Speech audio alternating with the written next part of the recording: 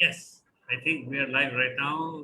It's 5 o'clock on the dot, Indian Standard Time, okay, which is like absolutely dead on. And everyone, hello and welcome to the Genius Talks hosted by Mustard Seed. This is an initiative of the Genius Entrepreneur Network, whose founders are Deepa Thomas, Suresh Menon, and ably guided by Anil Thomas. Okay, I must mention we have in the back end Hema and Mayur, without whom these programs would just not be possible. Okay, so thank you very much for taking care of all of the arrangements, including what we're doing right now live.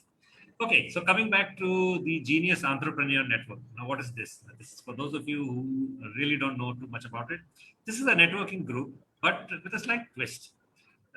You're not expected to network with everyone, just the right ones for you. Okay, yes, that's right. Generally, we believe that a networking group is like, you have to go there and you have to meet everyone and you have to talk to everyone and make sure everyone remembers, and you have a elevator pitch and things like that. Well, this one is a little different. This is more about first finding out who you are. Okay, what is your genius type? Okay, so when you find out what is your genius type, then and you know who you need to partner with, who will complement your business and create a continuous flow of wealth for you. Okay, so putting this simply in a cricketing context, every entrepreneur is the default, captain of the team, who's also expected to be an all-rounder now. Okay, because you can't really hire everyone, so you need to be good at batting, bowling, be the wicket keeper. Now, if you've realized, the captain can't do all of it herself or himself. They need people around them. So the key is in finding out what type of people do you need, what type of person you are. So are you a wicket keeper? Are you a slip fielder? Are you a pace bowler? Are you, will you come in and bat, open the batting, or you come somewhere down the middle? So that's what the genius is all about. You need to figure out who you are, and then you need to figure out who all you need, and then you make the networking connections. So that's what this networking group is all about.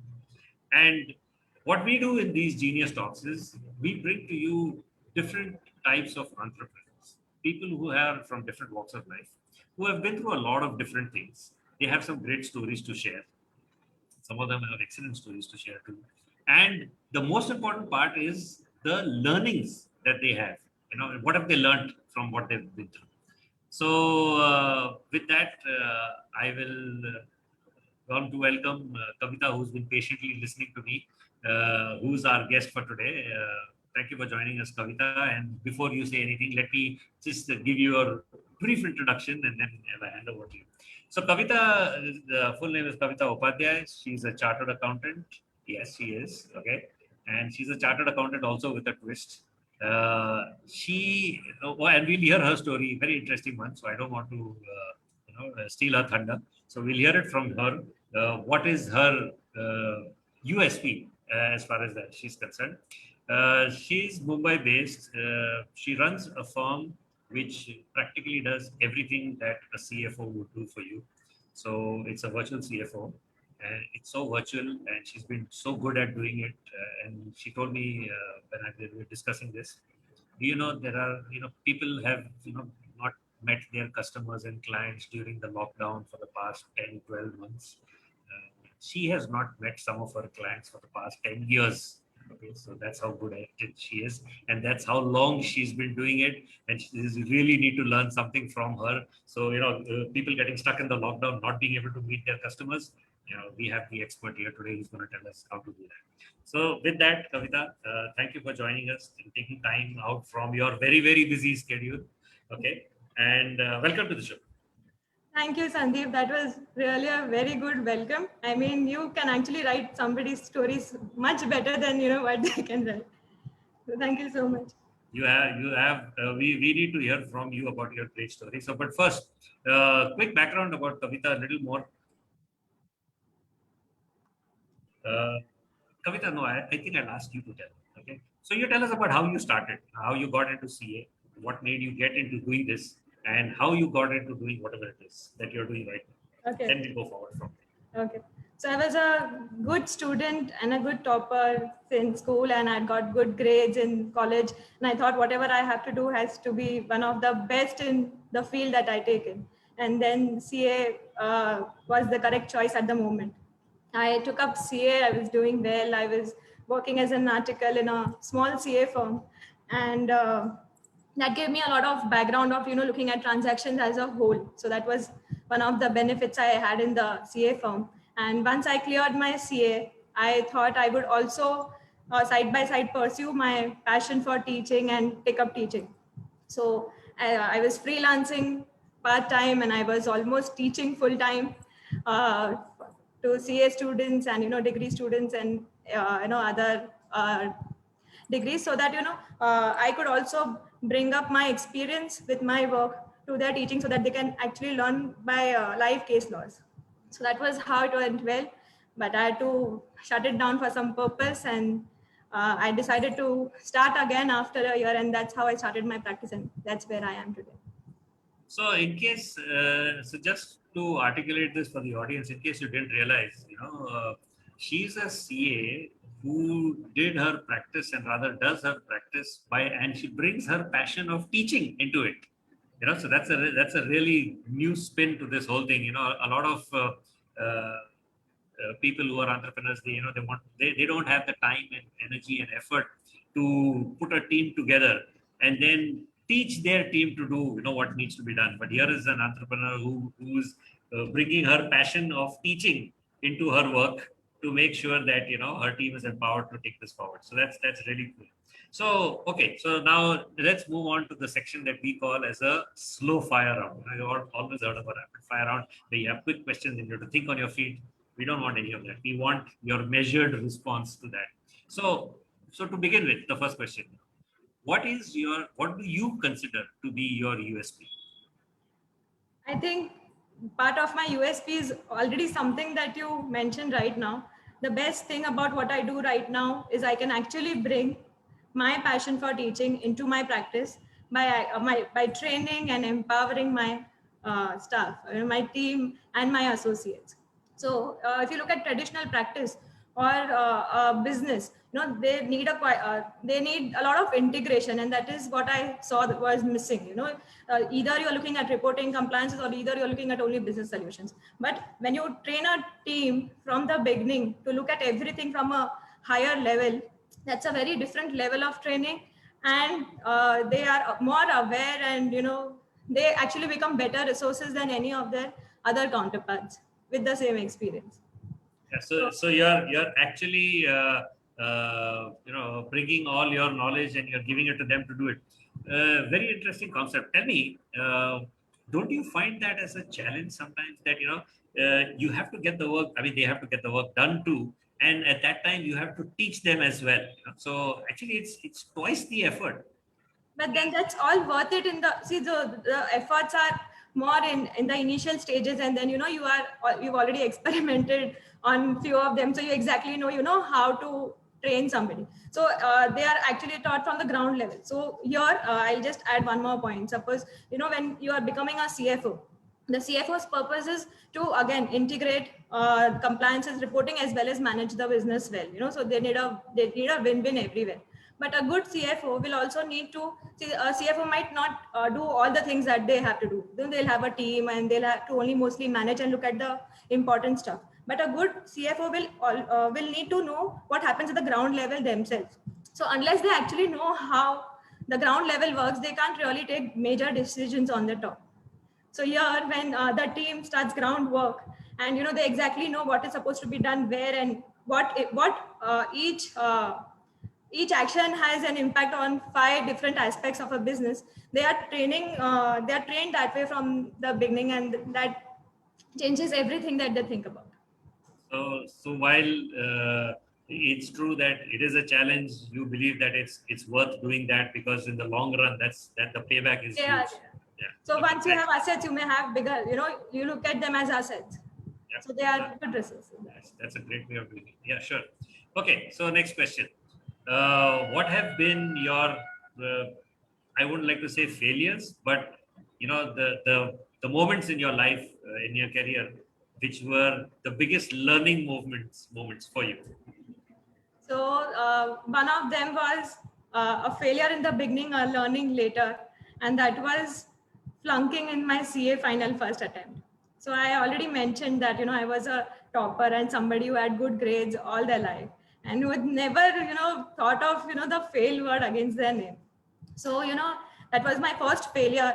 And that maybe, it hits you at the moment. It seems like the end of the world. But after that, you become actually headstrong.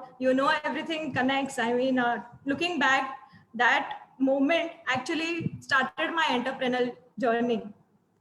So, as long as you move ahead and, you are headstrong, you don't quit, I think everything goes on well. So that was one of my failures. There was one more. I already mentioned a bit of it when I said that I was teaching full time for some time and then I had to close it because I was moving to a different part of the city. Now, as an entrepreneur, when you create something, it's like your own baby and, you don't want to just, abruptly just close it. So I mean, that was a voluntary decision from my end and I did it, but I was sure that, I'll start something again. And this time, there's no looking back and, I'll, you evaluate all the risks, calculate your risks properly, strike whatever priorities you have, you can actually have it all once you plan well. So that's what I did. And that's where I am today. Oh, there is this saying that we are all wiser in hindsight. So when we look back, we can say that okay, this is why we did these things, and and this is how the journey. But sometimes when you're in the middle of it, it's very, very difficult, to think rationally, to make those rational decisions. And every entrepreneur is faced with that situation. The at that point in time, the support structure that you have around you is also there, but the responsibility of taking those decisions, it's squarely on you, so that everything is on you. That if you do something right, it's going to happen right, and even if you take a step, it could all go wrong anyway. So that those challenges are there. So be headstrong. Yeah. So you have to be clear in your head, I would say. So what you do. Okay. So coming to our third question, what would you rate as your biggest or your most cherished achievement? I wouldn't call it the biggest achievement, but I can tell you a very cherished achievement. It is based on 2 incidents, so I'll just take a minute. So when I was working with my CA firm, when I was an article and getting the training, so we had this assignment with a company and we were there at the head office and we were doing our jobs. I was just an article, and then I could actually see the CEO of the company, handling thousands of stakeholders, actually, moving around quick, getting things done. And I used to admire him as a person. So he was not aware of me as an article because you generally directly talk to the CA or the, main CA. You don't really need to know the team as a whole. But, I used to admire what his work was and, how he's handled a successful setup like that. Then, I left the job there, moving forward, fast forward 10 years, I have my own practice. And via the same CA firm's reference, I got in touch with the CEO again. He needed some services. Unfortunately, they had a setback in business in the last 5 years and they had to sell a major chunk of what they were doing. I mean, it was unexpected, but that's what happened.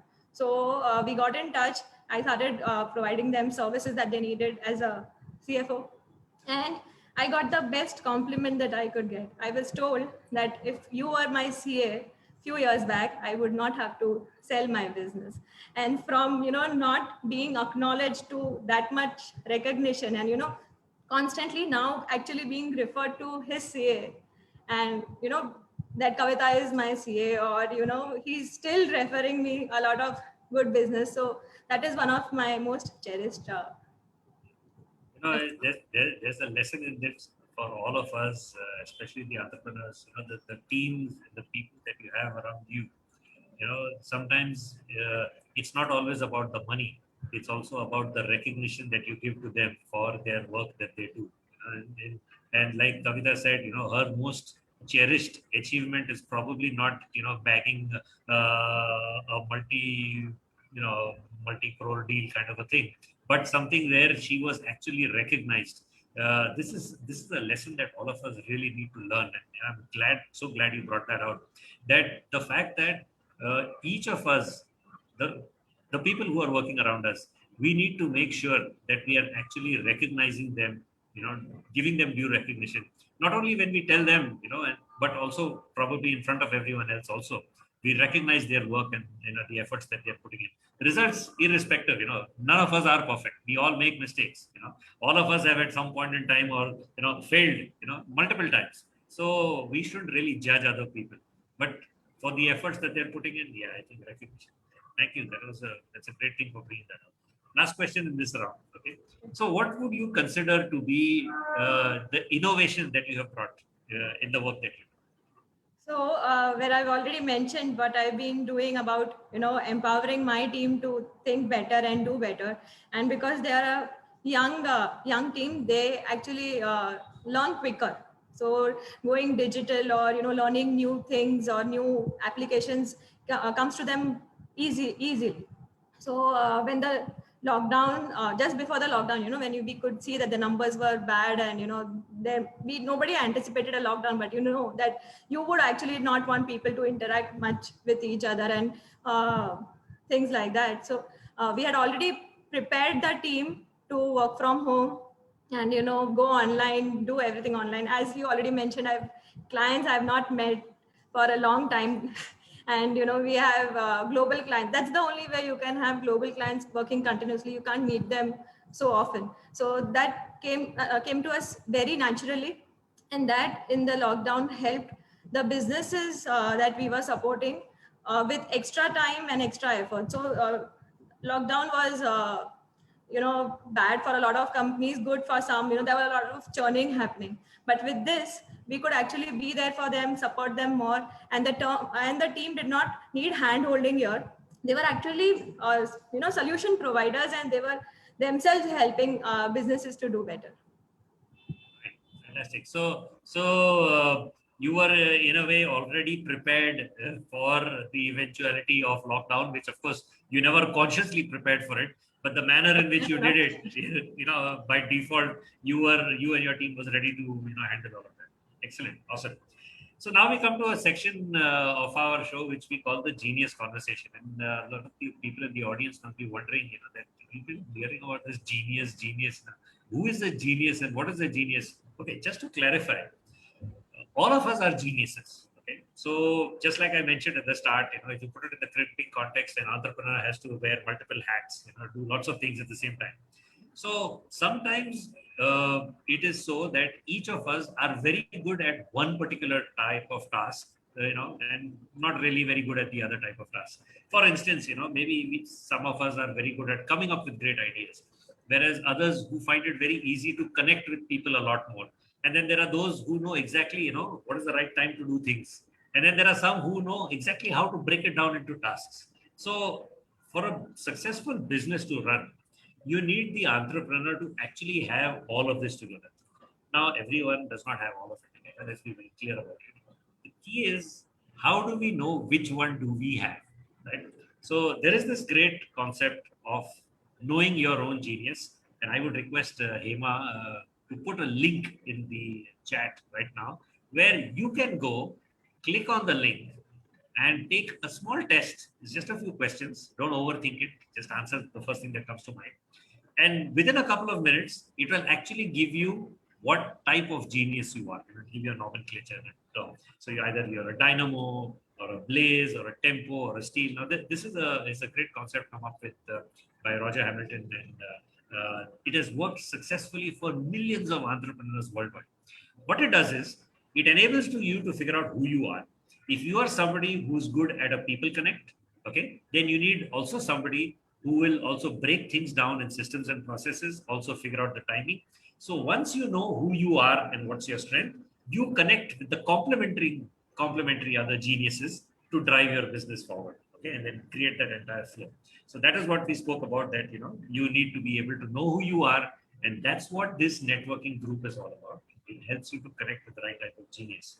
So before I go ahead, Kavita, what is your genius? And I'm sure you've taken the test, and since you're a member over here, so you know exactly who you are and what you are. So can you tell us?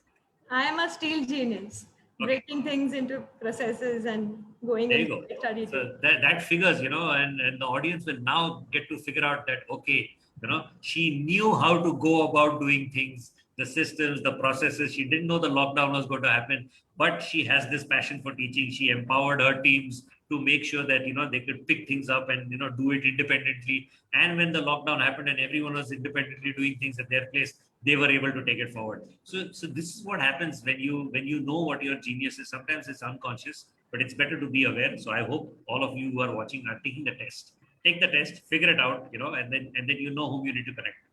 So Kavita, having been made formally aware that that this is the whole genius concept and this is what genius you are, how have you gone about using this to improve your business flow and your wealth flow? I would say you could actually apply this concept in almost everything you do in life, from your team to your clients. So once you understand the concept of genius entrepreneurs, you can understand what somebody is good at and what they are not good at, and then harvest on what they are good at, and try and not let the weakness overshadow. So somebody who is good at creatives, you deal with them that way, even from the entrepreneur's point of view and even from the team's point of view. So collaborations become easier and networking is also. So if I may ask you, have you formally given it some thought? Like, let's say you met somebody for the first time, okay, and did you try to figure out, like, what is this person's genius? Every time. Every time. Okay. Can you give us can you tell us I'll tell you some ideas. When you have an initial conversation about somebody, you are learning about somebody's business, and suppose you are meeting a founder or a CEO or a CFO. When they talk, you actually know, whether they are more creative, whether they are, more people's person, they are looking at, more collaborations, whether, they are, again, steel, where they're looking at more details and what they want, and uh, like that. So, once you know what they're looking at and what their strengths is, you actually complement what they need and then work through it. Yeah, so very good points. Well, it's like I remember we used to have this conversation. Like, I have taken the test and I know who I am, but the people I meet have not taken the test. So how do I ask them what kind of genius you are? But as you rightly pointed out, once you recognize these, characteristics, I won't say stereotypes, characteristics of those people, when they speak, when they talk, when they behave, it comes out. And that's when we know, okay, this is a person who's a people person. This is a person who has creative ideas. So if I'm stuck in my business, for instance, and I want to do something differently, I need a new idea. What do? I find somebody who's a dynamo genius, who's a creative type person, and go and say, like, hey, I have this problem. What kind of solution? And strange thing that I've also noticed is, what may take us so long to figure out and come up with an idea, that person will come up with in a jiffy. It's so simple for them. So yes, I think understanding your genius and being able to recognize it in others helps you create a very good wealth flow pathway. Okay, so having said that, last question for you. Now that you've done so much, you've been there, you've done that, you know your genius, you're recognizing it in other people, you understand how entrepreneurs need to function. Where do you go from here? What do you see as your next mission, your goal, revenue or non-revenue? So the main part is to just continue what I'm doing right now, learning, teaching, empowering. This has to keep continuing for me, the team, and for all our, entrepreneurs and the CEOs, founders that we have, because that's the only way, you can actually make the world a better place, constant learning, because you have to finally keep applying whatever you learn to create more value and more impact in the society. So this is not a short process. This is a long-term thing that you have to continuously keep doing to keep improvising. Wow, that's a very strong thought in terms of the fact that one must keep learning and keep empowering. So it's not that you just learn and you keep it to yourself. You learn and you empower. That's awesome. That's great. Okay, so and I think that we just leave it at that, with that thought that each of us not only needs to learn to improve ourselves, but learn so that we can empower others so that they can go and multiply and improve everybody else. And as you rightly said, make the world a better place. That's a great thought, and I'll leave everyone with that. So thank you very much for being with us today, Kavita, and for sharing your story and for sharing how you recognize what your genius is and how you go about doing things. Yeah. Any closing comments from you, Kavita? I just want to tell all the entrepreneurs to not quit. Don't quit under any circumstance. There's a good poem I think I recommend reading. That's "Don't Quit" by John Greenleaf. I recommend everybody to read it. Okay, great. So Thank you. it help you in difficult times and be headstrong again. Yeah, there you go. So that's our message for all of you guys out there. And let me tell you also, the Genius Entrepreneur Network group, we have another event which is coming up exactly on Facebook. It's tomorrow. It's right here at 4 o'clock tomorrow. You can get to listen to ex-Indian Air Force commanders, Group Captain 𝐿𝐴𝐺𝐿𝐴 and Squadron Leader 𝗏𝗏𝗃𝗍𝒃. They are the founders of a company called Automicro US Aerotech. They are the pioneers in this fast-growing drone industry in India. They won several awards for their innovation. They are going to share their insights from their own entrepreneurial journey. So you have, ex-Indian Air Force people talking about drones and how they believe it's going to change the way we do things. So there is a link to register for the event, and I would request Hema to put the link in the comments right now. There's also an entrepreneur learning segment in the event by senior entrepreneur, mentor, and co-founder Anil Thomas, with a networking segment in separate breakout rooms by our expert sales consultant, Suresh Menon. So please don't miss it. All of those who are watching, sign up for the event and watch, and hit the like button and follow the page so that whenever we have our live events coming up, you will get an automatic intimation of that. With that, thank you very much to all of you who have joined us. We are just a little short of 30 minutes, and I think we did good time. So, Kavita, thank you very much once again for being with us and sharing with us your story and your learnings. And I know you make sure that you learn and you teach everyone else also. So, thank you for doing that very effectively. And for the rest of you, we'll see you tomorrow again at 4 o'clock for the event, and then join us again for another round of Genius Talks later. Thank you. Thank you.